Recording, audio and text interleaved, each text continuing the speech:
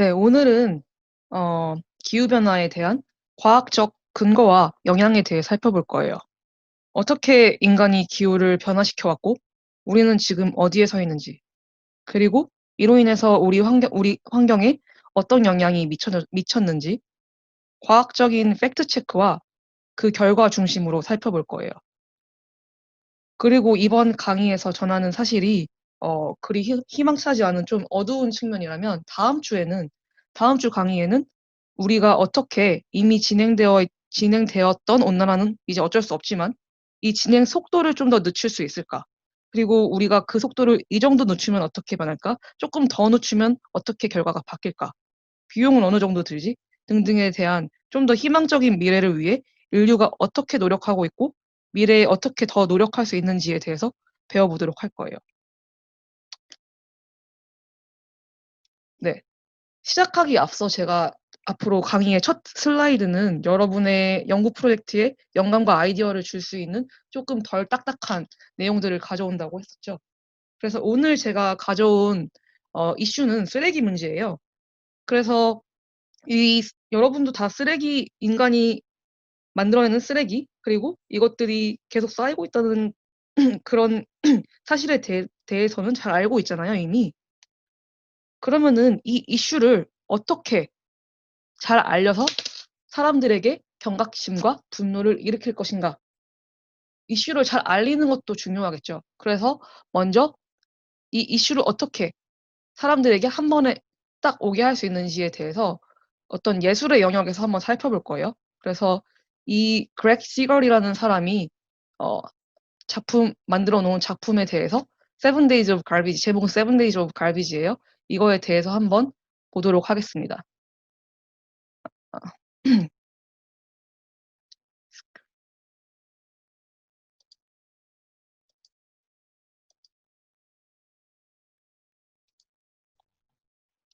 네, 여기 보시면 이 사람의 프로젝트인데요.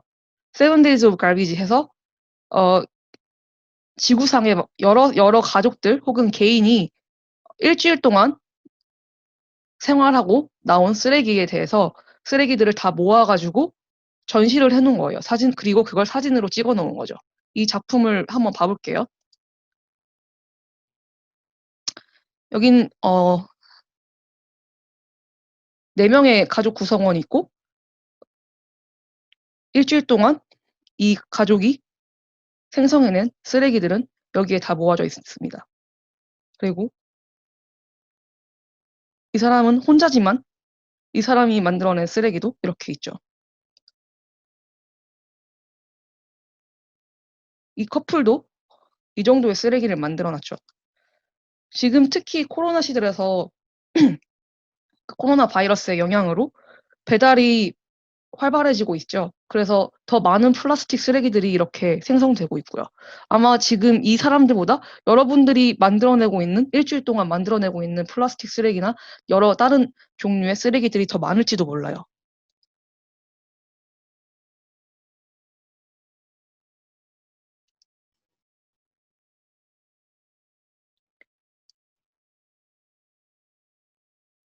이런 식으로 다 모아놓으니까 막대한 양의 쓰레기가 한눈에 들어오고 여러분들이 어느 정도의 쓰레기를 생성해내고 있는지 확실히 알 수 있죠. 그리고 이 쓰레기 이 문제에 대한 다양한 접근 방식들이 있어요. 어떤 경우는 번뜩이는 아이디어, 예를 들어서 가운데 구멍이 뻥 뚫린 파스타를 이용해서 이 파스타를 빨대로 이용한다거나 혹은 제가 이거는 강의가 있을 때 아침에 밑에 카페 가서 샌드위치를 사 먹거든요. 근데 이 샌드위치 가게에서는 생분해성 플라스틱 봉투를 사용해요.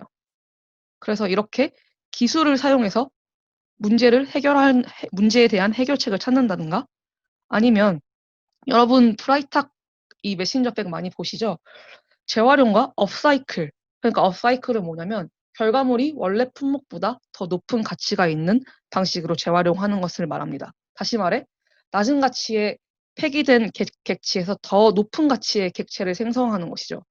그래서 버려진 이런 천막 같은 것들을 이용해서 버려진 이런 비닐, 것 같은 것들을 이용해서 더 높은 가치, 패션 아이템으로 재활용을 하거나 혹은 이 테라사이클, 나머지들도 좀 업사이클이나 리사이클 기업들이거든요. 이 테라사이클도 한번 봐볼게요.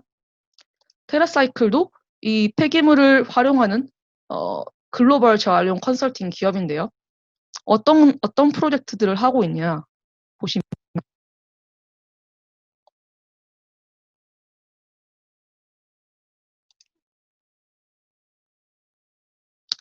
네, 기업과 어, 협약을 해서 이런 식으로 오랄비 칫솔 재활용 프로그램, 오랄비 이 칫솔을 수거해가지고 100% 물질을 재활용합니다. 수거된 칫솔은 화분, 케이스, 줄넘기 등 다양한 제품으로 재탄생합니다. 그리고 학생들이 직접 자원순환에 참여하는 이런 환경교육 프로그램 등도 제공하고 있죠. 그리고 또 하나 국내 사례를 보면은 이 슈퍼빈이라는 회사는 인공지능을 기반해서 어, 자원을 순환할 수 있는 로봇을 만들었는데요. 네. 그래서 이러한 쓰레기 이슈에 대해서 다양한 방식으로 번뜩이 든 아이디어를 제공하거나 아니면 어떤 업사이클링 이런 패션 아이템으로 사용한다거나 다른 새로운 가치를 창출하는 방식으로 다양한 접근 방식들이 있는 거죠. 네. 그러면 이제 다시 본론으로 돌아가서 우리 기후변화 시스템의 지구 한계를 한번 살펴볼게요. 네, 이거는 지구 한계 때 한번 봤었죠. 그래서 기후변화 시스템의 지구 한계에 대한 통제 변인들을 대기권의 이산화탄소 농도, 대기권 상층의 에너지 불균형으로 보고 있는데요. 이때의 통제 변인은 우리가 실험에서 쓰는 통제 변인이라는 그런 그 원래 정의라기보다는 이 시스템을 컨트롤링하는 이 변인이라고 보시면 될 것 같아요.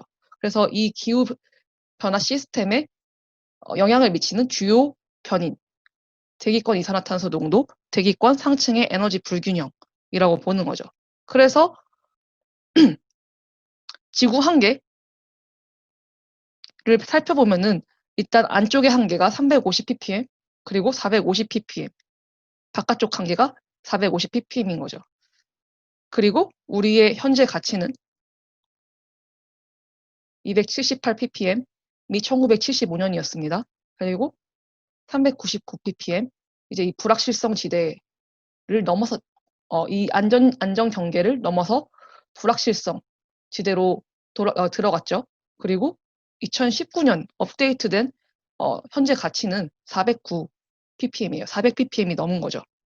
이제 이 450 ppm 완전하게 엄청난 위험 수준에 도달하는 이 경계를 넘어가려고 하고 있는 거죠.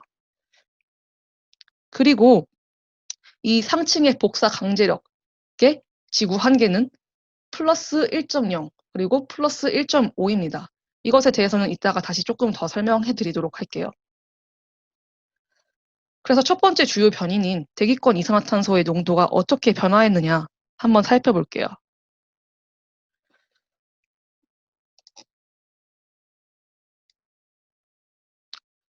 지금 이 영상은 1979년부터 시작해서 지금 336 ppm에서 계속 증가하고 있는 걸 보이죠. 1983년, 84년, 86년 계속 증가하고 있습니다.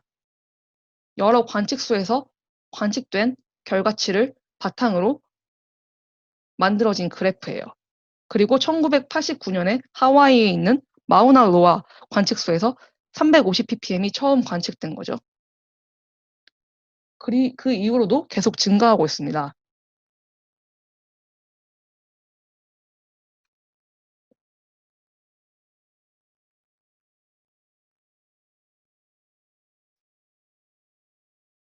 400 ppm을 향해서 다가가고 있죠.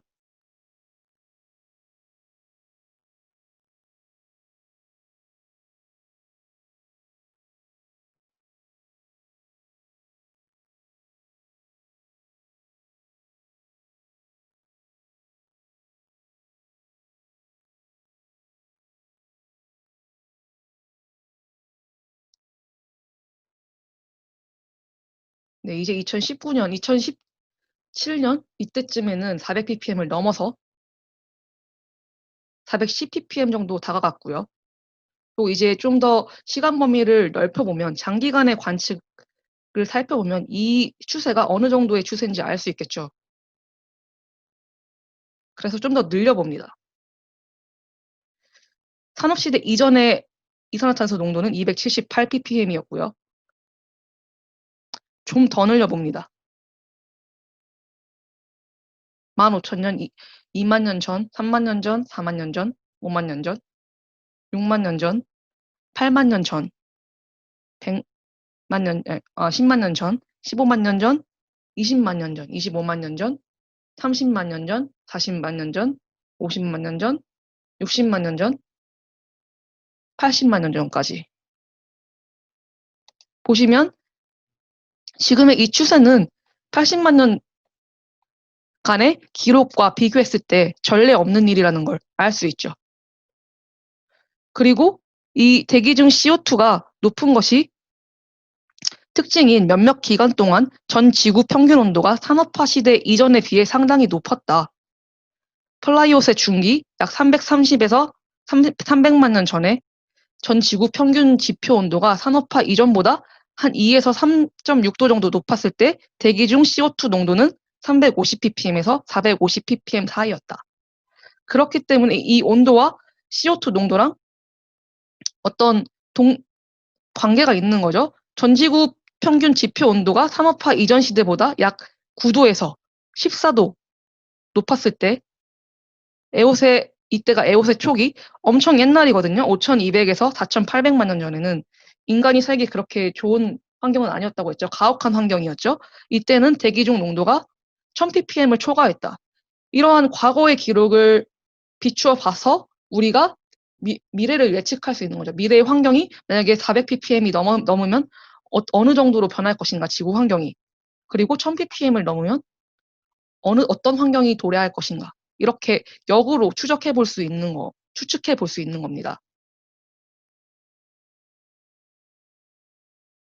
네. 그리고 아까 두 번째 주요 변인이었던 복사 강제력에 대해서 한번 살펴볼게요. 복사 강제력은 뭐냐면 지구 에너지 수지를 변경시키는 자연적 또는 인위적 요인의 변화로 초래된 에너지 플럭스의 변화를 정량화한 것인데 IPCC 5차 평가 보고서에서는 1750년을 기준으로 2011년의 변화량으로 표시했습니다.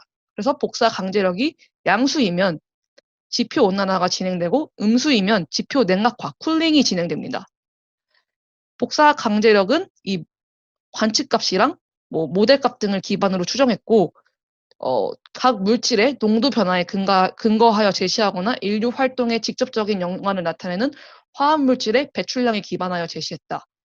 그러니까 기본적으로 지구의 에너지 수지가 있잖아요. 모든 물질에 들어오는 에너지와 나가는 물질이 있는데 이 복사 강제력이 플러스 1750년 기준으로 플러스가 됐다. 그러면 에너지가 더 들어온다는 거죠. 그러니까 온도 상승과 관련이 있겠죠. 그래서 이 지구 한계가 어떻게 규정되었냐면 플러스 1.0에서 플러스 1.5 와트 퍼 제곱미터. 와트는 전력 또는 시간에 따라 어떤 물체가 생성하거나 사용하는 에너지의 양을 나타내는 단위입니다. 그래서 우리 전구 같은 거 사면은 40와트에서 100와트까지 이런 식으로 다 되어 있거든요. 그래서 조금만 증가해도 지구 환경에 미치는 영향이 클 수 있다는 거죠. 그리고 현재 가치는 2011년 인위적 총복사 강제력이 플러스 2.29 정도이다. 근데 이게 불확실성이 많기 때문에 1.13에서 3.33 범위에 있기 때문에 우리가 지금 요 노란색 지대, 불확실성 지대에 있다는 거예요. 이 복사 강제력에 대해서 좀 더 아는 약간의 지구과학적인 지식 배경이 필요하거든요. 그래서 아주 잠깐 이 지구의 에너지 수지와 기후가 어떤 식으로 영향을 받고 하는지에 대해서 조금 알아보도록 하겠습니다. 지구의 기후는 일종의 태양열 시스템입니다. 그래서 우리는 태양 에너지를 받고 태양 에너지에 의해서 이 지구가 돌아가는 거죠. 지구의 기후가 태양의 에너지가 지구에 도달하면 행성은 이 에너지의 일부를 흡수하고 나머지는 열로 다시 우주로 방출합니다. 지구 표면 온도는 들어오는 에너지와 나가는 에너지 사이의 균형에 따라 달라집니다. 매스 밸런스 같은 개념인 거죠. 지구 온도는 지구 표면과 대기가 동시에 우주로 열을 방출하기 때문에 무한히 상승하지 않으며 지구 시스템으로 들어오고 나가는 이 순 에너지 흐름을 지구 에너지 수지라고 합니다. 들어오는 태양 에너지의 흐름이 우주로 나가는 열의 흐름과 균형을 이루면 지구는 복사 평형 상태에 있고 지구의 온도는 비교적 안정적입니다. 그러나 들어오거나 나가는 에너지의 양이 늘어나거나 줄어들면 지구의 복사 평형을 방해해서 지구의 온도는 이에 대해 상승하거나 하락하기 시작합니다. 그래서 유입되는 태양 복사 에너지를 먼저 살펴보면 일단 이 복사 에너지는 물체가 온도에 따라 방출하는 에너지인데 절대 영도 이상의 온도를 가진 우주의 모든 물질은 에너지를 방출해요. 전자기 스펙트럼의 파장 범위에 걸쳐서 에너지를 방출하는데 더 뜨거울수록 방사 에너지의 피크 파장이 짧아지고 그래서 우주에서 가장 뜨거운 물체는 대부분 감마선과 엑스레이선을 방출하고 더 차가운 물체는 그보다 더 긴 파장의 가시광선, 열적외선, 라디오 및 마이크로파를 포함하여 이러한 선들을 방출합니다. 근데 태양의 표면 온도는 5,800 절대 온도 켈빈, 그리고 섭씨는 5,500도씨 정도고요. 이 온도에서 태양이 방출하는 대부분의 에너지는 가시광선과 근적외선입니다.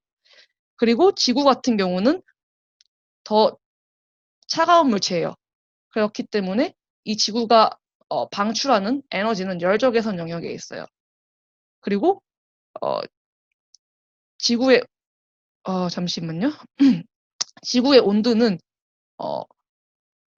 지구의 표면 온도는 우주에서 본 지구의 표면 온도는 마이너스 20도씨 정도입니다. 그런데 실제 지구의 표면 온도는 플러스 15도씨거든요. 이게 왜 그런지에 대해서 그 다음에 설명드리도록 할게요. 그리고 태양은 1360와트 정도의 태양 에너지가 도달하는 대기 꼭대기에 도달하는 에너지의 양은 1360와트 퍼 제곱미터잖아요. 이것 또한 태양의 그 활동에 따라서 또 달라지긴 해요. 근데 이 1360와트 정도의 전력은 어느 정도냐? 백열전구가 40에서 100와트고 전자레인지가 우리 편의점 가보면 700와트도 있고 1000와트도 있잖아요. 그리고 1제곱미터는 성인이 뻗은 팔 길이보다 넓지 않은 영역이에요. 그 정도의 영역에 대해서 이 태양이 1360와트를 쏜다는 거죠.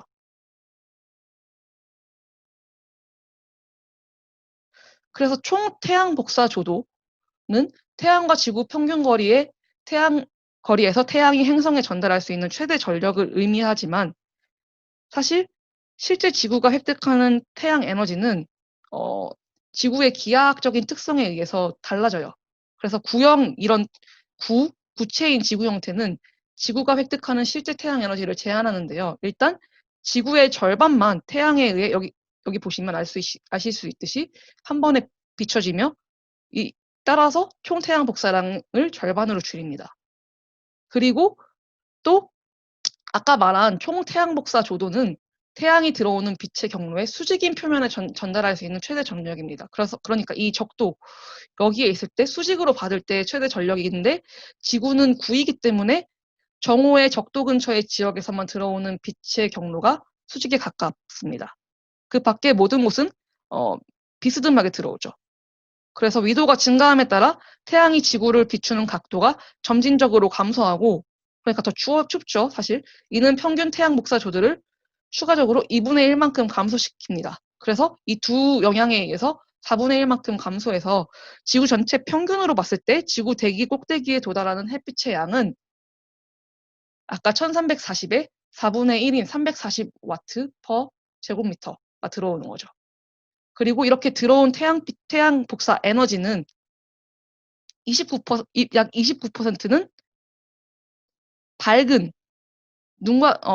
구름이나 대기 입자 또는 해빙 및 눈과 같은 밝은 지표면에 의해서 반사되고요. 이걸 알베도라고 해요. 지구에 도달하는 태양 에너지 중 직접 반사되어 나가는 비율을 알베도라고 합니다. 그리고 이 들어오는 태양 에너지의 71%가 지구 시스템으로 들어오는데 들어오는 태양 에너지의 23%는 수증기, 그리고 48%는 지구 표면에 흡수됩니다. 23%는 대기 중으로 흡수되고 48%는 지구 표면으로 흡수됩니다. 그래서 총 71%가 들어와요.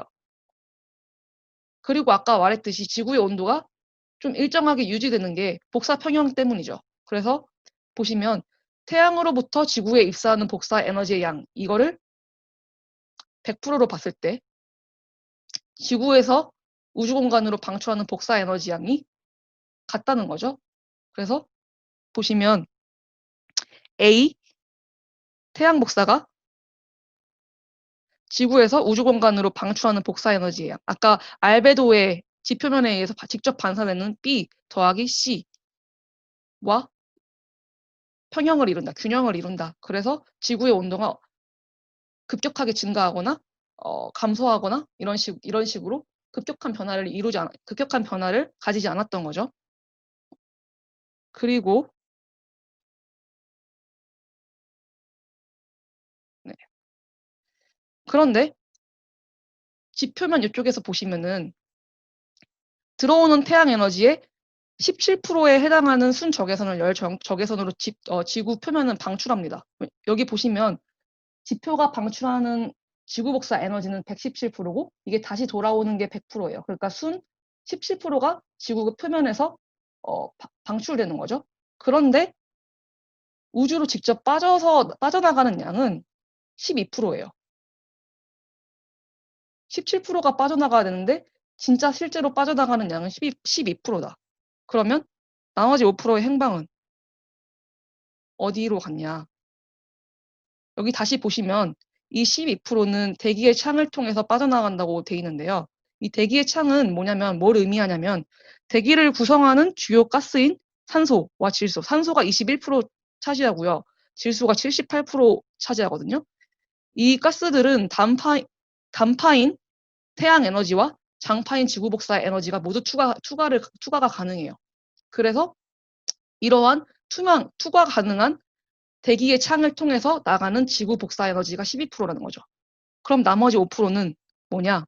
남은 5%는 온실가스 분자가 표면에서 방사되는 열 적외선 에너지를 흡수할 때 대기로 전달된다. 온실가스의 영향이라는 거죠. 대기 중 온실가스 농도는 아까 이거 더하면 99%잖아요. 1%도 안 되는 아주 미량입니다. 그래서 ppm 단위 10의 마이너스 6승이거나 ppb 단위 정도인데요. 10의 마이너스 9승.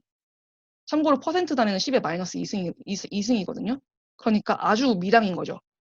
이렇게 온실가스 분자가 열 적외선 에너지를 흡수하면 온도가 상승하고 온실가스 분자는 모든 방향으로 열을 방출하기 때문에 일부는 아래쪽으로 퍼져서 궁극적으로 흡수되는 지구 표면과 다시 접촉하게 됩니다. 따라서 지표면의 온도는 더 따뜻해지게 되며 이렇게 대기에 의해 지구 표면이 추가적으로 가열되는 현상을 온실효과라고 합니다. 그 결과 약 30도씨 정도의 온도 상승이 있어요. 그래서 원래 지표면은 마이너스 20도씨여야 되는데 이 30도씨의 추가적인 따뜻하게 만들어주는 이런 온실효과로 인해서 온실기체에 의한 온실효과로 인해서 지구 표면 온도는 15도씨 정도가 되는 거죠. 그럼 온실가스의 종류로는 뭐가 있느냐? 일단 수증기가 있어요. 수증기 좀 의외죠. 가장 풍부한 온실가스예요. 그리고 기후에 대한 양의 되먹임, 양성 피드백 역할을 합니다. 수증기는 지구 대기가 따뜻해짐에 따라 증가하고 구름과 강수 가능성도 증가하여 온실효과에 대한 가장 중요한 피드백 메커니즘 중 일부가 됩니다. 그래서 여기 보시면 온도가 증가하면 수증기가 증가하겠죠. 증발이 많이 되니까. 그리고 이 증가된 수증기는 이게 온실기체이기 때문에 온실가스이기 때문에 다시 온도 상승을 유발하는 거죠. 그렇기 때문에 이건 피드백 메커니즘이고요. 그리고 그 나머지 것들, 잘 혼합된 온실가스, 이산화탄소, 메탄, 아산화질소, 염화불화탄소 등은 복사 강제력이라고 불리는데요. forcing, 그러니까 복사 에너지를 강제로 변하게 만드는 능력이고요. 이 복사 에너지의 변화가 기후와도 관련이 있기 때문에 기후 강제력이라고도 합니다. 그러니까 피드백과 조금 다른 거죠. forcing은. 아까 수증기 같은 경우는 온도가 증가하면 수증기가 증가해서 다시 이 온도 증가에 영향을 미치지만 이산화탄소가 증가한다고 직접적으로 이렇게 다시 이런 피드백을 가지는 게 아니라 얘네들은 이런 복사 에너지의 변화를 강제하는 요인들이기 때문에 강제력이라고 부릅니다. 그래서 각각의 기체에 대해서 살펴보면 이산화탄소는 우리가 호흡할 때도 나오고 화산 폭발할 때도 나오죠. 이런 자연적인 과정에서도 나오고요. 산림 벌채, 토지 이용 변화 및 화석 연료 연소와 같은 인간 활동, 인위적인 활동을 통해서도 방출됩니다. 그리고 인간은 산업혁명이 시작된 이래로 대기 중 이산화탄소 농도를 47% 증가시켰어요. 그리고 이 기체들은 대기 중에 꽤 오래 살아남는 기체고요. 그리고 잘 혼합되어서 전 지구적으로 잘 혼합되어서 기후변화에 가장 중요한 강제력으로 작용하고 있다. 그렇기 때문에 아까 통제 변인이 여러 다른 온실 기체들이 있음에도 불구하고 이산화탄소 농도였던 이유겠죠. 그리고 메탄 같은 경우는 어떤 온실가스냐면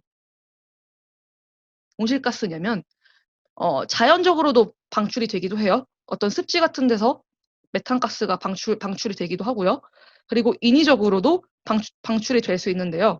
반추동물의 엄청난 증가, 반추동물, 소 같은 거를 의미하거든요. 그리고 화석 연료의 추출과 사용에 의한 배출, 그리고 벼농사 확대, 폐기물 및 쓰레기 매립으로 인한 배출이 주요한 인위적 메탄가스 발생원입니다. 그리고 재밌는 게 메탄가스는 이산화탄소랑 비교를 해봤을 때 이 개개 분자 단위로 보면은 훨씬 더 활동적인 온실가스라서 더 분자 단위로 보면은 더 많은 그 온난화에 기여할 수 있는 그 능력이 더 크지만 우리 대기 중의 농도를 봤을 때 메탄의 농도가 이산화탄소의 농도보다 훨씬 작기 때문에 얘는 ppb로 나타내기도 하거든요. 이산화탄소는 ppm으로 나타내지만 이산화탄소의 강제력이 더 강하다. 그리고 아까 반추동물 소가 소화할 때 나온다 그랬죠. 그러니까 소화할 때 나오는 가스가 뒤로 나오는 가스, 앞으로 나오는 가스가 있잖아요. 그죠? 위로 나오는 가스는 뭐 트름 같은 거가 되겠고, 밑으로 나오는 가스는 방구 같은 게 되겠죠. 이런 방구랑 소의 방구와 트름 같은 가스에도 이제 메탄이 들어가 있는데, 여기서 잠깐 재밌는 거, 소의 트름에 더 메탄 가스가 많을까요? 방구에 더 많을까요? 모르시겠죠? 사실 트름에 더 많이 들어있습니다. 그리고 그렇기 때문에 약간 채식을 하는 사람들 중에서는 이 소를 대규모로 방목하고 엄청나게 증가한 게 지구 환경에도 영향을 미칠 수 있기 때문에 물론 메탄 말고도 여러 환경적인 문제가 있지만 이런 온실가스를 늘리는데도 이러한 반추동물의 증가가 영향을 미치기 때문에 하는 사람들도 있죠. 환경을 생각해서. 이게 하나의 그런 영향이고요. 그리고 아산화 질소는 토양 경작, 특히 상업용 유기 비료 사용, 그리고 화석 연료 연소, 질산 생산 및 바이오매스 연소에 의해 생성되는 강력한 온실가스입니다. 여기 보시면 주요 온실기체에 의한 복사 강제력 변화가 있어요. 1975년부터 2019년까지인데요. 이 하늘색이 이산화탄소고요. 그리고 그 밑에가 메탄입니다. 그래서 메탄이 더 원래 분자 단위로 보면은 온난화에 더 크게 기여할 수 있지만 이산화탄소보다 보시면 농도가 다르기 때문에 농도가 훨씬 많기 때문에 이산화탄소가 radiative forcing 복사 강제력에 기여하는 부분이 훨씬 많죠. 메탄보다. 그리고 또 하나 염화불화탄소 CFC라고 불리는 게 있는데요. 이거는 전적으로 인위적인 합성 화합물이에요. 오존층 파괴물질이자 온실가스인데요.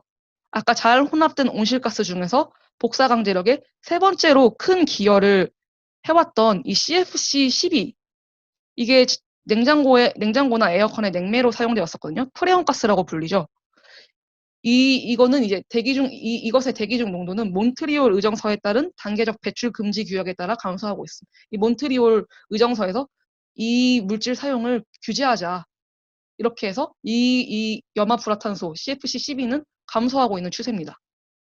그럼 이 온실효과 그리고 온실가스에 대해서 우리가 다른 행성으로부터 배울 수 있는 게 있냐? 충분한 온실효과가 발생하지 않을 경우와 온실효과가 지나치게 많이 발생하는 경우가 있어요. 충분한 온실효과가 발생하지 않는 경우는 화성입니다. 그래서 화성은 매우 얇은 대기를 가지고 있고요. 대기 조성은 이산화탄소 대부분. 근데 얇은 대기를 가지고 있어요, 지구보다. 그래서 낮은 대기압과 약한 온실효과를 강화하기 위한 메탄이나 수증기가 거의 없기 때문에 표면이 얼어있고 당연히 인간이 살아가기에 그렇게 좋은 환경은 아니죠. 그리고 반대로 온실효과가 지나치게 많이 발생하는 금성. 화성과 마찬가지로 금성의 대기는 거의 이산화탄소로 구성되어 있어요. 그렇지만 금성은 대기 중에 지구보다 약 15만 4천 배 더 많은 이산화탄소를 가지고 있어서 온실효과가 폭주해버려요. 그래서 납을 녹일 정도로 뜨거운 표면 온도를 생성하게 합니다. 마찬가지로 인간이 살아가기에 가혹한 환경인 거죠. 그래서 기후변화에 영향을 미치는 주요 원인들, 이 주요 원인별로 이 원인들이 얼마나 복사 강제력에 영향을 미치냐, 얼마나 크게 영향을 미치냐, 이거를 추정을 했어요. IPCC 보고서에 있거든요. 1975년 산업화 이전 대비 어느 정도로 복사 강제력에 영향을 주느냐, 각 원인들이. 그래서 여기 보시면 인위적인 요인들, 자연적인 요인이 있고, 자연적인 요인은 아까 태양 조도 1300 아까 그 와트 퍼 제곱미터 얘도 태양의 그 활동에 따라서 바뀌거든요. 더 커질 수도 있고 더 낮아질 수도 있습니다. 그렇기 때문에 이거는 자연적인 복사 강제력 변화인 거죠. 그리고 나머지는 인위적인 것들. 아까 말했던 잘 혼합된 온실가스 그리고 에어로졸도 있고요. 토지 이용에 의한 반사율 변화 등도 있습니다. 여기가 배출된 화합물, 이산화탄소, 메탄 이런 것들이 있고 이게 대기와 반응해서 생기는 화합물. 이건 인간이 배출한 화합물이고요. 이건 대기에서 반응한 화합물입니다. 그리고 복사 강제력 정도를 나타냈고요. 여기를 보시면 이쪽 플러스는 양의 강제력. 아까 온난화에 영향을 준다 그랬죠. 그리고 이쪽은 마이너스 음의 강제력이라서 냉각화에 영향을 줍니다. 그리고 여기는 신뢰 수준이에요. very high, high. 매우 신뢰 수준이 매우 높음, 뭐 중간 정도인, 낮음 이런 식으로 분류를 해놓았어요. 그래서 이 보고서에서 결론이 뭐냐? 총 복사 강제력은 양의 값이며 보시면 양의 값이며 결과적으로 기후 시스템이 에너지를 흡수하게 된다. 1750년 이후 대기 중 이산화탄소 농도의 증가가 총 복사 강제력에 가장 큰 기여를 했다. 보시죠. 다른 원인들과 비교했을 때 이산화탄소가 가장 큰 기여를 했죠. 복사 강제력 증가에. 그리고 1750년을 기준으로 산출한 2011년의 인위적 총 복사 강제력은 2.29 와트 퍼 제곱미터이며 1970년 이후 그 이전 수십 년보다 더 빠르게 증가했다. 보시면 1950년대 0.57, 80년 1.25, 2011년 2.29로 빠르게 증가했죠. 2011년 인위적인 총 복사 추정값은 그 이전의 보고서에서 산출한 값보다 추정치보다 43%더 높다. 그리고 나머지들, 이 잘 혼합된 온실가스에서 생기는 복사 강제력이 플러스 3.0이고요. 그리고 단수명 가스, 대기 중에서 빨리 사라지는 가스들이 0.18 정도 기여를 했고요. 플러스 0.18. 그리고 에어로졸은 마이너스 0.82 정도 기여를 했습니다. 그러니까 인위적으로 배출되는 물질들이 플러스 강제력으로, 양의 강제력으로 복사 강제력을 복사 강제력으로 나오기도 하지만 마이너스 기후의 에너지를 죄송합니다. 기후의 마이너스 음의 강제력으로 나오기도 한다는 거죠. 에어로졸, 인간이 내뿜는 에어로졸들이 만들어내는 에어로졸들은 마이너스로 작용을 한다. 그리고 토지 이용에 의한 반사율 변화도 마이너스로 작용을 했다. 그래서 이런 것들은 인위적으로 우리가 음의 강제력으로 작용한 것들이에요. 그리고 태양 조도의 변화는 1975년, 1950년 대비 태양이 좀 더 세진 거죠. 아까 그 에너지 총 조도가. 그렇기 때문에 플러스 0.05 정도 기여를 했다. 이것들을 이제 합쳐가지고 2011년이 1750년 대비 인위적 복사 강제력이 이 정도 2.29 정도 증가했다라고 보는 거죠. 네, 보시면 아까 그래서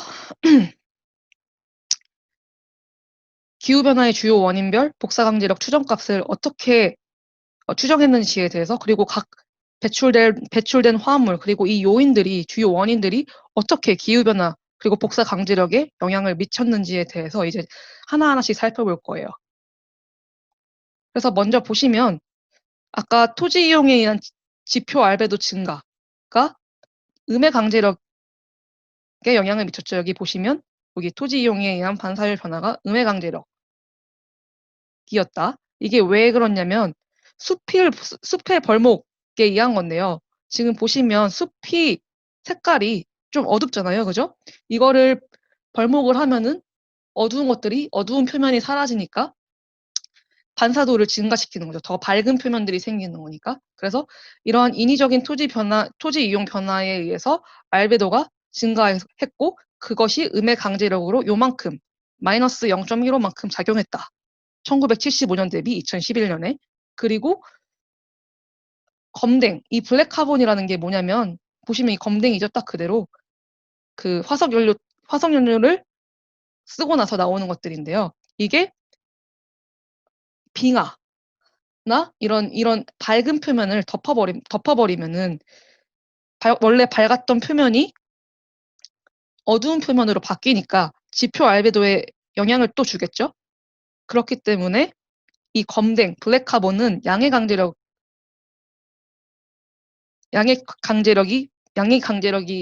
강제력으로서 기후 변화에 영향을 미친다. 그래서 눈이 검댕은 아까 보시면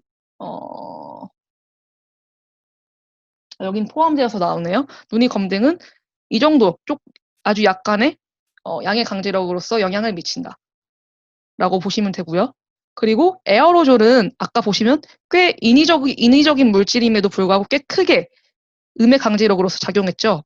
마이너스 0.82 정도. 그리고 이 에어로졸 중에서도 이 두 상호작용에 의해서 이만큼씩 감소합니다. 그래서 어떻게 감소시키느냐, 이 복사 강제력을, 그거에 대해서 살펴보면은 일단 에어로졸 자체가 뭔지에 대해서 살펴보면 공기 중에 떠있는 고체 또는 액체 상태의 작은 입자로 보통 0.001에서 100 마이크로미터 정도의 크기를 가지고 화산재, 해염과 같이 자연적인 요인에 의해서 생성되기도 하지만 인간 활동에 따른 인위적인 요인에 의해서도 만들어질 수 있다. 도시, 산업시설 배출, 소각, 자동차 등은 인위적 오염물질의 주요 발생원. 우리 미세먼지라고 하잖아요. 그래서 에어로졸 복사 상호작용은 뭐냐면 이 에어로졸이 대기 중에 부유하여 지표면으로 들어오는 태양 복사 에너지를 산화하거나 흡수. 그래서 보시면 여기 에어로졸이 있죠. 이 에어로졸이 태양 복사를 산란시켜가지고 지표에 도달하는 태양 복사를 감소시키는 거죠. 그래서 지역적인 쿨링이 나타나는 거죠. 그래서 음의 강제력으로서 영향을 미친다. 이 에어로졸 복사 상호작용. 그리고 이 흡수 에어로졸은 태양 복사를 흡수해가지고 상층을 가열하지만 지표는 태양 복사를 덜 받게 되어서 지역적으로 더 냉각될 수 있다. 하지만 더 큰 범위에서는 온난화가 발생할 수도 있다. 왜냐하면 대기의 순환과 혼합 과정이 발생하기 때문에. 하지만 이러한 산란 에어로졸과 흡수 에어로졸에 의한 이 에어로졸 복사 상호작용에 의해서 영향을 평가했을 때는 음의 강제력으로 이 정도 작용한다라는 거죠. 그리고 에어로졸 구름 상호작용에 대해서도 살펴볼게요. 네, 에어로졸은 이 구름이나 강수 형성에 중요한 응결핵이나 빙정핵의 역할을 함으로써 구름 형성과 물리 특성을 변화시킨다. 그러니까 에어로졸이 이 구름의 핵, 구름이 만들어질 수 있는 핵의 역할을 하는데요. 그래서 이게 보시면은 응축핵으로 구름이 형성될 수 있는 응축핵으로 작용한다. 근데 더 많은 에어로졸은 더 작은 액적이 더 크게 응집되어 더 밝은 구름을 만들 수 있게 한다. 그렇기 때문에 더 밝은 구름을 만들면 또 알베도에 영향을 미치겠죠. 더 밝으니까 더 잘 반사시키겠죠. 따라서 지구 알베도를 변화시키고 이러한 에어로졸 구름 상호작용에 의해서 증가된 알베도로 인해서 이 에어로졸은 음의 강제력으로서 복사 강제력으로 작용한다라는 거죠. 그래서 쿨링 효과가 있다. 그리고 이게 비행운은 좀 흥미로운데요. 비행운은 항공기 엔진의 연료 연소 과정에서 생성되는 수증기와 매연 입자들이 높은 고도에서 온도가 낮은 공기와 만나면서 얼음으로 응축돼서 만들어진다. 그러니까 상층에 형성되는 구름이에요. 이 항공기가 만들어내는 이 얼음 구름의 지속 시간은 수분에서 최대 수시간에 이른다.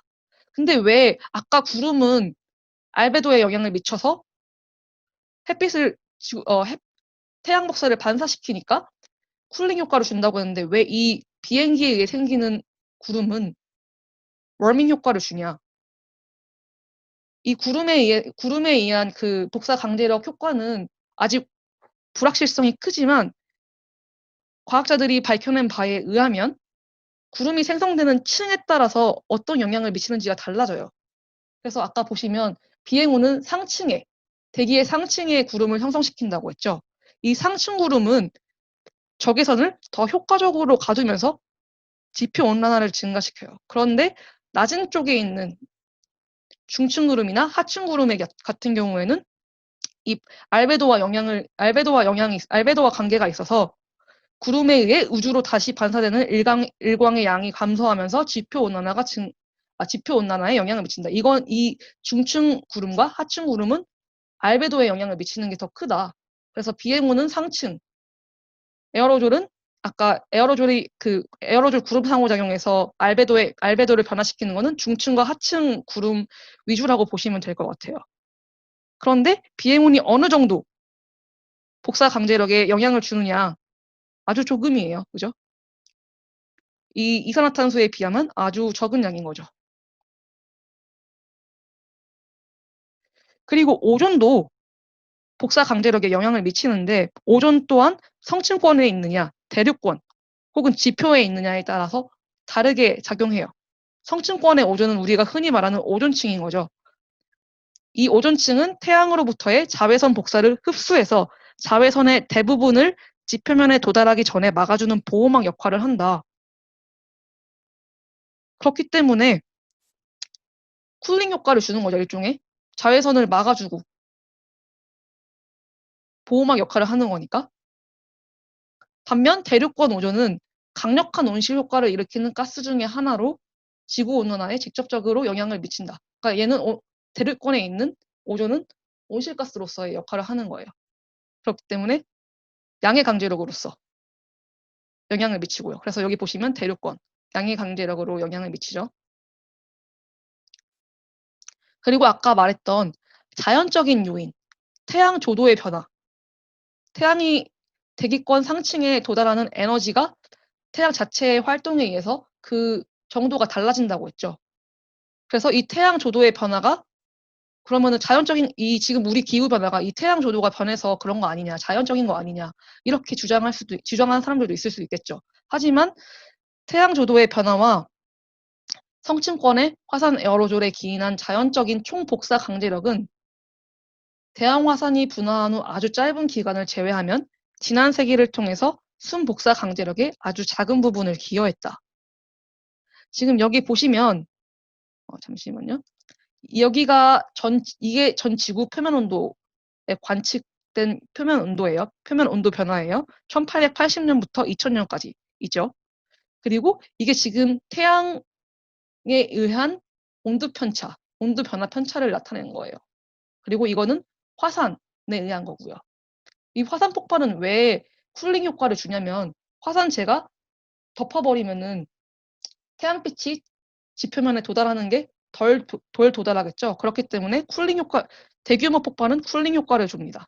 그래서 지금 보시면 태양의 지금 편차 플러스 화산 마이너스 이렇게 있고, 그리고 내부 변동성, 지구 내부에서도 또 엘니뇨나 이런 변동, 자체적으로 변동하는 것들이 있거든요. 그런 요인들이 있거든요. 그래서 이것들도 이렇게 보시면 보이죠? 이런 식으로 변화를 준다. 그리고 지금 마지막 이 그래프는 인위적인 구성 요소, 아까 말했던 요 모든 것들이 복사 강제력에 영향을 미치는 것 포함한 이런 인위적인 구성 요소들의 변화인데요. 지금 보시면 이거는 지금 1950년대, 1970년대 말 이때부터 쭉 20세기 중반부터 쭉 증가하죠. 그래서 과학자들의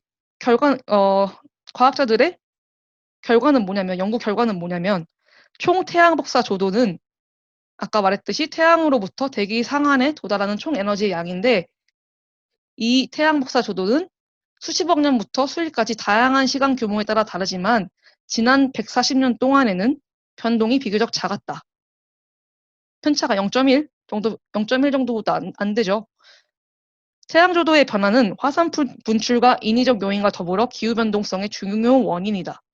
그래서 태양 조도는 기기 관측 기관과 지난 1000년 동안에 관측된 지구 표면의 온도 변화를 설명하는 데 도움이 된다.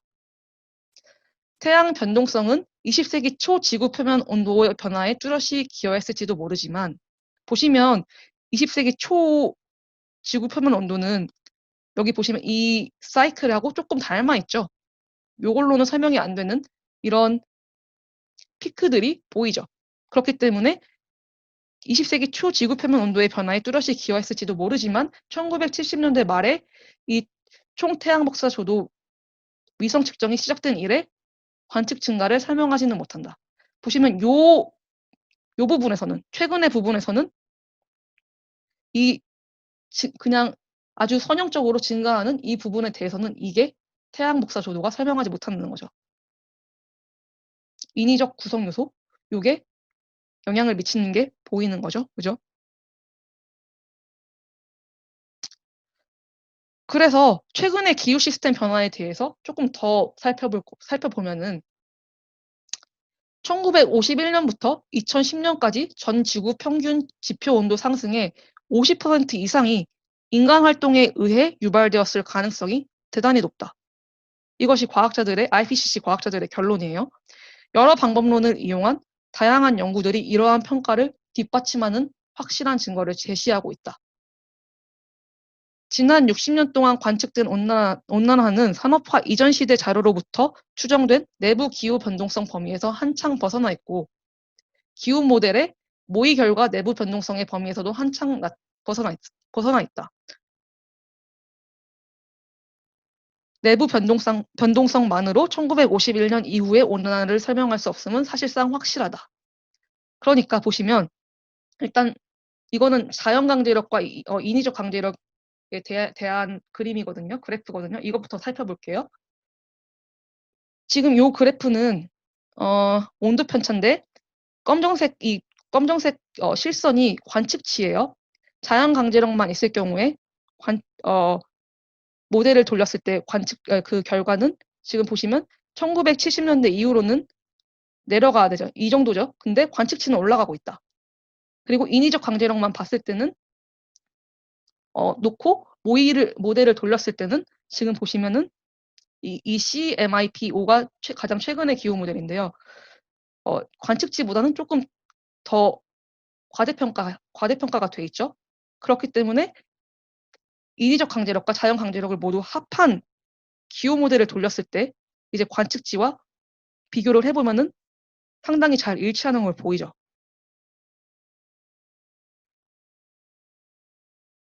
그쵸? 그리고 여기 보시면 1951년에서 2010년 기간에 관측된 표면 온도 변화에 대한 기여도를 보시면 이게 관측된 온난화의 정도예요. 지금 한 0.7도, 0.6도, 0.7도 정도 플러스죠. 온실가스의 기여도. 온실가스는 한 0.9 정도 플러스 온도 변화에 영향을 줬어요. 이거는 지금 불확실성을 의미하고요. 그리고 기타 인위적 강제력, 아까 에어로졸 같은 것들이 이제 마이너스 효과를 주죠. 쿨링 효과를 주죠. 그리고 결합된 인위적 강제력, 다른 것들 모든 복사 강제력들 합쳤을 때 이런 식으로 영향을 주죠. 이 정도 플러스 영향을 주죠. 자연 강제력은 미미하다. 아까 태양조도 같은 거. 그리고 내부 변동성 또한 미미하다. 이 1951년에서 2010년, 50년 지난 한 60년 사이에 온도 변화는 인위적인 영향일 가능성이 크다는 걸 의미해요. 그죠? 그래서 이러한 과학적인 근거의 바탕에서 이 과학자들이 정책 결정자나 대중을 위해서 쉽게 요약한 보고서에 그 요약 문장들을 하나씩 제시를 해요. 그것들을 한번 살펴볼게요. 관측된 변화와 그 원인. 인간은 기후 시스템에 명백한 영향을 미치고 있다. 최근 배출된 인위적 온실가스의 양은 관측 이래 최고의 수준이며 기후변화는 최근 인간계와 자연계에 광범위한 영향을 주고 있다. 기후 시스템이 온난해지고 있다는 것은 자명한 사실이며 1950년대 이후 관측된 변화의 대부분은 수십 년에서 수천 년의 전례가 없던 것이다. 대기와 해양의 온도 및 해수면은 상승하고 있는 반면 눈과 빙하의 양은 감소하고 있다.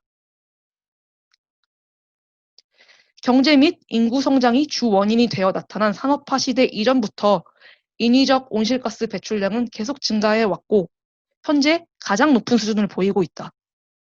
현재 이산화탄소, 메탄, 아산화질소 다 온실가스죠. 대기 중 농도는 인위적 배출로 인해 지난 80만 년 내 최고 수준이다. 아까 엄청 급격하게 올라가는 그래프 보셨죠? 이산화탄소의 경우에. 기타 인위적 동인과 함께 전례 없던 수준의 온실가스 배출이 전체 기후 시스템에 영향을 주는 것은 계속해서 탐지되어 왔고 이는 20세기 중반 이후 관측된 온난화의 주 원인일 가능성이 대단히 높다. 과학자들은 이렇게 신뢰도도 함께 표현하기 때문에 주 원인이다 이런 식으로 표현하지 않고 가능성이 대단히 높다, 믿을만하다, 뭐 중간 정도의 신뢰도를 가지고 있다, 아까 낮은 정도의 신뢰도를 가지고 있다 이런 식으로 표현을 합니다. 그럼 이 영향이 어떻게 되냐? 기후변화의 영향, 자연계에 미치는 영향, 그리고 그 스케일이 어떻게 되냐? 전 지구 규모와 그리고 지역 규모에서 글로벌에서 로컬을 말하는 거죠. 많은 구성 요소에서 관측된 기후 시스템의 변화의 원인을 인간 활동에서 규명할 수 있는 강력한 증거들이 제시되고 있다. 인간의 영향은 기후 시스템의 거의 모든 주요 평가 구성 요소에서 탐지되었다. 이러한 결합된 증거를 고려했을 때 인간의 영향이 전 지구 기후 시스템을 온난하게 만든 것은 사실상 확실하다. 여기 보시면은 이 빨간색 패널이 자연 강제력과 인위적 강제력을 모두 이용한 모델이고요. 파란색 패널이 자연 강제력만을 이용한 모델인데요. 각각 대륙마다 이런 식으로 이걸 평가해 놓았죠. 그리고 이것이 이 밑에 있는 거는 전 지구적인 평균이고요. 그리고 검정색은 관측치입니다. 보시면 아시겠지만 남극 대륙을 제외하고 모든 대륙에서 인위적 영향이 20세기 중반 이후 지표 온도 상승에 큰 기여를 했을 가능성이 높다라고 결론이 돼 있어요. 그리고 1970년대부터 관측된 전 지구적 상층 해양 연료량 증가에 인위적 강제력이 상당한 기여를 했을 가능성은 매우 높다. 이런 식으로 표현이 돼 있습니다. 그래서 기후변화는 자연계에 이러한 영향을 끼쳤고요. 인간계에도 영향을 끼쳤는데요.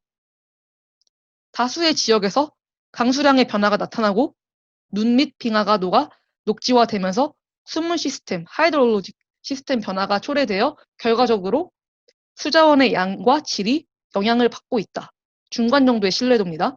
그리고 기후변화가 계속해서 나타남에 따라 여러 육상, 담수, 해양종의 지리적 범위, 계절활동, 이주 패턴, 개체수, 종의 상호작용에도 변화가 일어났다. 높은 신뢰도로. 그리고 광범위한 지역 및 작물을 다룬 다수의 연구들을 바탕으로 볼 때 작물 수확량에 대한 기후변화의 영향은 긍정적이기보다는 부정적인 것이 더욱 일반적이다. 높은 신뢰도에 있다.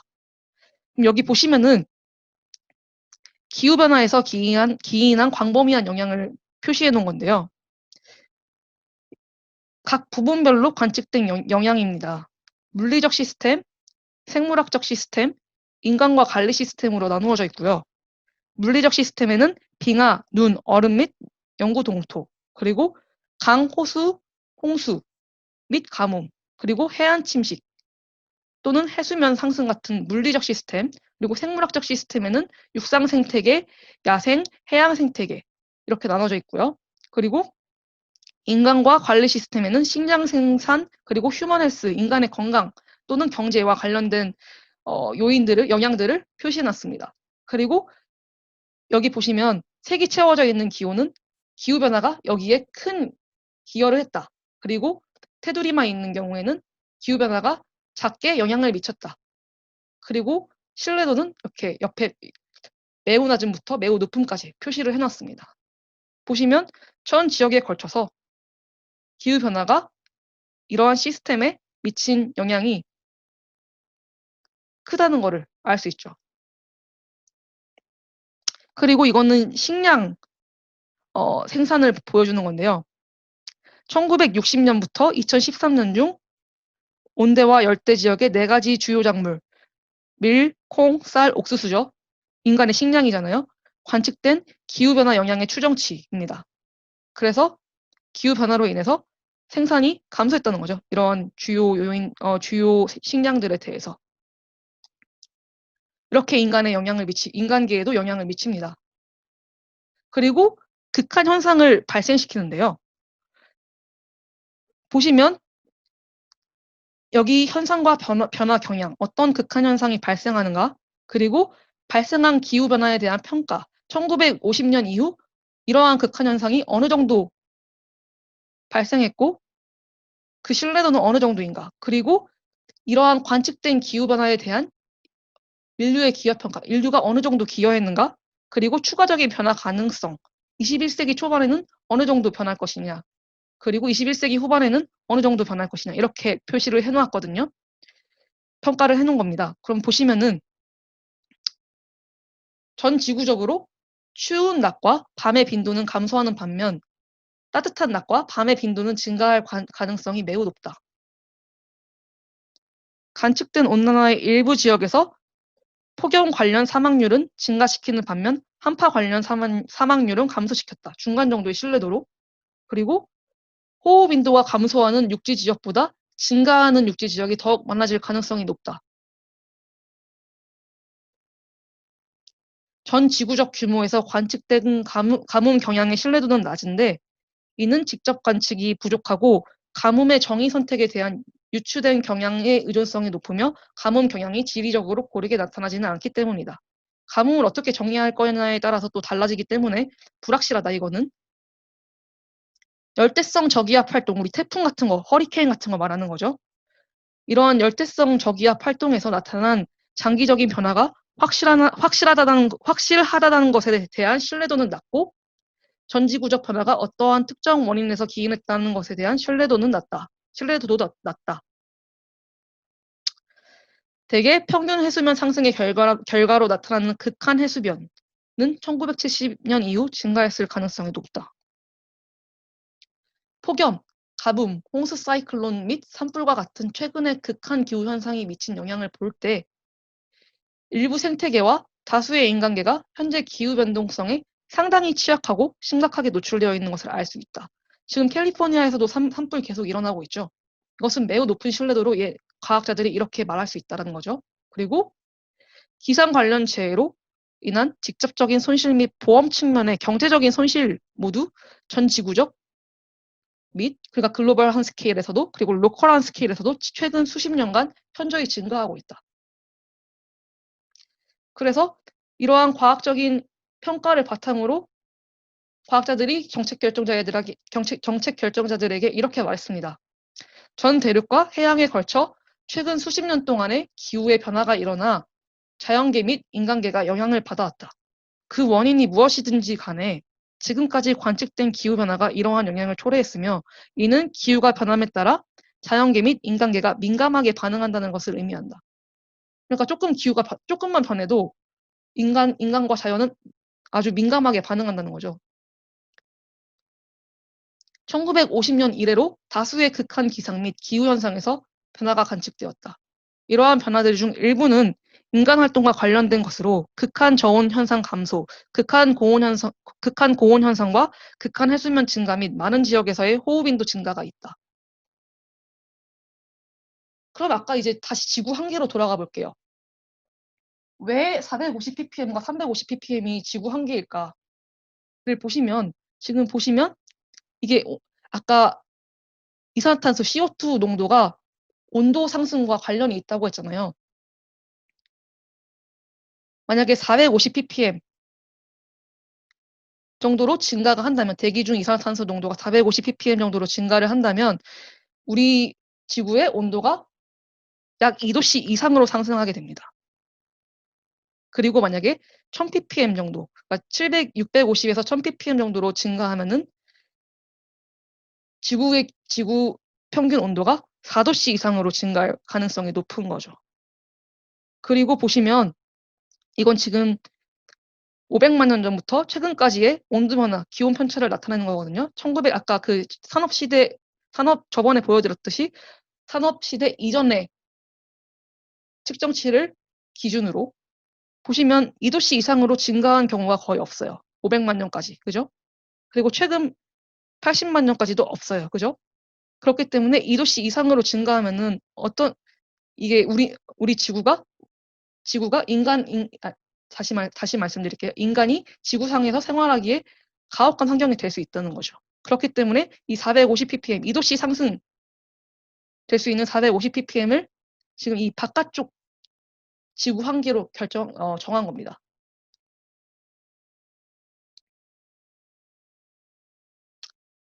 그럼 미래에 어떻게 될 것인가에 대해서 살펴볼 건데요. 이렇게 계속 우리가 온실가스 배출하고 인위적으로 기후에 영향을 미쳐서 지구 온도가 상승하면 결국 어떻게 될 것인가. 시스템적으로. 이 스테픈 과 락스트럼 많이 언급되고 있죠. 이분들이 2018년에 미국 과학회보에 발표한 논문입니다. 그래서 보시면 우리는 자기강화 피드백이 지구 시스템을 지구 한계값으로 밀어붙일 수 있는 위험을 탐구했다. 만약 중간 정도의 온도 상승값, 이게 섭씨 2도씨거든요. 이 2도씨의 문턱값을 넘어버린다면 기후가 불안정해지고 인류가 온실기체 감축을 위해 아무리 노력함에도 불구하고 온난화가 지속적으로 발생하는 핫하우스 지구 형태가 계속될 것이다. 아까 그린하우스랑 약간 대비되는 개념인 거죠. 핫하우스 얼스, 그러니까 핫하우스 지구가 무슨 의미냐면 지구가 기존의 적당히 따뜻한 그린하우스, 그럼 온실과 달리 산업화 이전보다 지구 온도가 2도씨 이상 상승할 경우 안정화된 기후로 인간이 살기에 좋은 기후를 가진 지구로 돌아오기 힘들고 새로운 영역으로 넘어가 버리며 계속 뜨거운 지구로 남아있을 것이다. 뜨겁게 핫하우스 지구로 남아있을 것이다. 보시면 빙기와 간빙기 사이클이 약 10만 년 주기인데 우리가 지금 지구가 그동안 이 경계를 따라서 움직였었거든요. 그런데 지금 이 A 지점이 홀로세라고 치면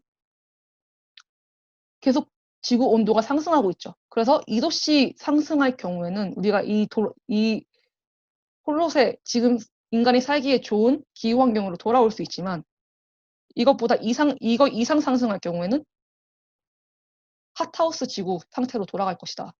아예 리짐이 그 영역이 바뀔 것이라는 거죠. 그래서 여기 지금 보시면 이건 약간 3D로 표현해 놓은 건데요. 저번에 공과컵 그래프 기억나시나요?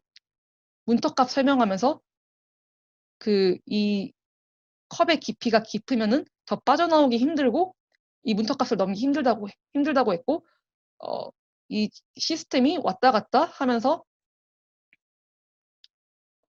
체제 1에서 체제 2로 가거나 이런 식으로 변한다고 했었죠. 그리고 여기 보시면은 홀로세까지는 지금 지구가 이 간빙기 사이클에 따라서 이 작은 문턱값을 넘었다가 다시 일로 왔다가 넘었다가 일로 다시 왔다가 하면서 이런 식으로 저 멀리서부터 이런 식으로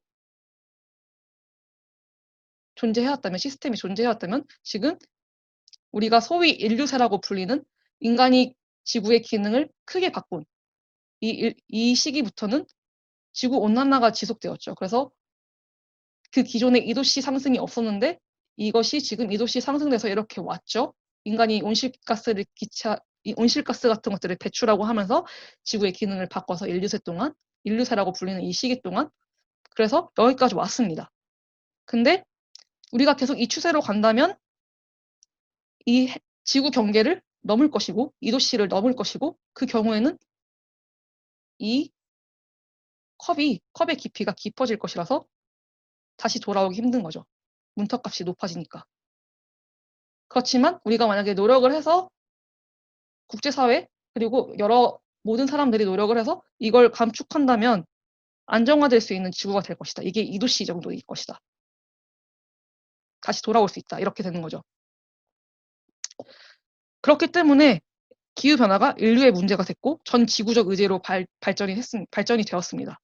그리고 가장 최근에 유엔 기후변화 협약인 파리협정에서는 1.5도씨 목표 감축시키자. 1.5도씨 특별보고서를 작성했어요. 이 1.5도씨가 2도씨도 지금 이게 트레시홀드 문턱값이라면 위험하잖아요. 그러니까 최대한 1.5도씨까지만 증가하도록 최대한 감축해보자. 온실가스를. 이런 식으로 협약을 맺은 건데요. 그러면은 이게 왜? 2도씨가 왜 중요하냐? 한번 보시면 지금 이게 아까 80만 년에 걸친 지구의 생활 조건이거든요. 2도씨 이상 넘은 게 없었죠. 그리고 가장 최근에 그 80만 년 동안 가장 더웠던 지구의 마지막 간빙기는 12만 년 전에 일어났는데요. 12만 5천 년 전 여기인데요. 이때 2도씨 안 되죠? 그치만 그때 당시의 해수면은 오늘날 해수면보다 4에서 8m 정도 높았다. 그래서 지구가 온난화에 얼마나 민감하게 반응하는지를 단적으로 보여준다. 그러면은 지구 온도가 2도 그리고 5도씨 상승할 경우에 해수면이 어느 정도 상승하고 그로 인해서 도시가 어느 정도 침수하는지에 대해서 한번 제가 3D로 보여드릴게요. 네, 지금 여기 보시면 이거 지금 구글어스거든요. 뉴욕이에요. 저기 높은 빌딩들도 보이고 여기 보이면 여기 센트럴파크도 보이죠. 지금 제가 이미 2도씨 상승, 지구 기온이 2도씨 상승일 경우에 시뮬레이션을 돌린 거거든요. 지금 일부 보시면 뉴욕의 일부가 침수되어 있는 걸 볼 수 있죠. 그죠? 그리고 이건 월가의 황소상이잖아요. 유명한 랜드마크인. 이제 제가 4도씨 상승 시나리오를 시뮬레이션 한번 돌려볼게요. 2도씨 때 침수되지 않았던 지역들도 침수가 되고 월가의 그 황소상도 침수가 됩니다. 그죠? 많은 해안 저지대에 있는 지역들이 침수가 돼요. 그쵸? 특히 이쪽 위쪽, 북쪽. 그리고 다른 도시도 한번 봐볼까요?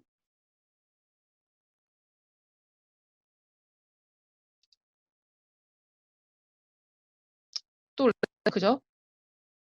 인도의 뭄바이도 보시면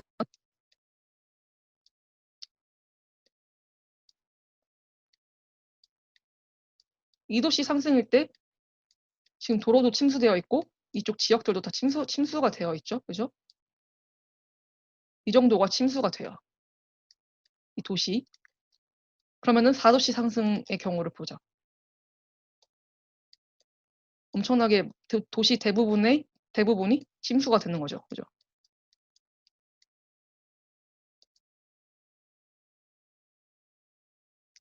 중국도 한번 봐볼게요. 중국의 이 동방명주와 이 푸동지방, 푸서지방 이런 식으로 나눠져 있잖아요. 2도씨 상승했을 때 해수면 상승으로 인해 침수되는 지역을 봐볼게요. 이만큼 침수되죠. 그죠?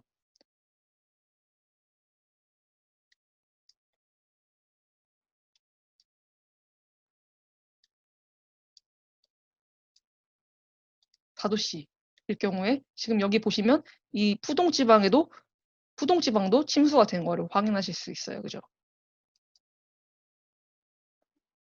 네, 오늘 그럼 수업은 여기까지고요. 질문이 있으시면 질문을 해주시면 되고요.